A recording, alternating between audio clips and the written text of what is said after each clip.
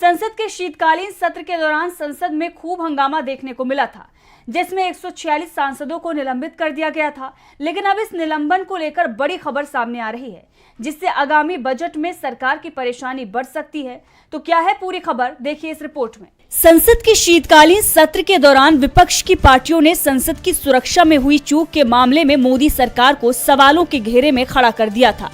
इसी दौरान संसद में खूब बवाल मचा हुआ था और इस बवाल के बीच राज्यसभा और लोकसभा से 146 विपक्षी सांसदों को निलंबित कर दिया गया था। लेकिन बजट सत्र से पहले सस्पेंड किए गए 146 सांसदों का निलंबन रद्द कर दिया गया है। सत्र से पहले हुई सर्वदलीय बैठक के बाद मंगलवार को केंद्रीय संसदीय कार्य मंत्री प्रहलाद जोशी ने ये जानकारी दी है।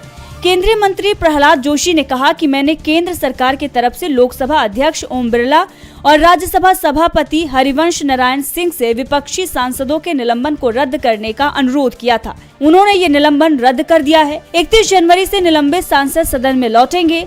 संसद के शीतकालीन सत्र के दौरान कुल 146 सांसद सस्पेंड किए गए थे। राज्यसभा से 46 सांसद निलंबित हुए थे।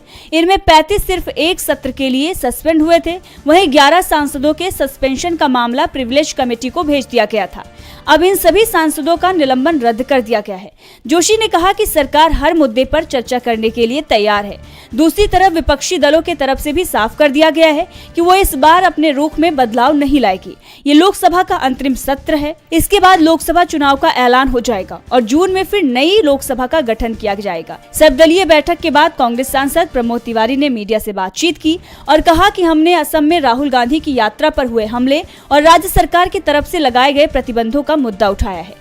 साथ ही हेमंत सोरेन, लालू प्रसाद समेत विपक्षी नेताओं को निशाना बनाने के लिए सीबीआई और ईडी के दुरुपयोग का भी जिक्र किया है। अब आपको बता दें कि मंगलवार को संसद में हुई सर्वदलीय बैठक में केंद्रीय रक्षा मंत्री राजनाथ सिंह, पीयूष गोयल समेत 30 पार्टियों के 45 नेता शामिल हुए। इसमें कांग्रेस नेता कोडिकुनिल सुरेश, टीएमसी के सुदीप बंदोपाध्याय, डीएमके के नेता टीआर बालू, शिवसेना के राहुल शेवाले, समाजवादी पार्टी नेता एसटी हसन, जनता दल यूनाइटेड के नेता रामनाथ ठाकुर और तेलुगु देशम पार्टी के जयदेव गल्ला शामिल हुए।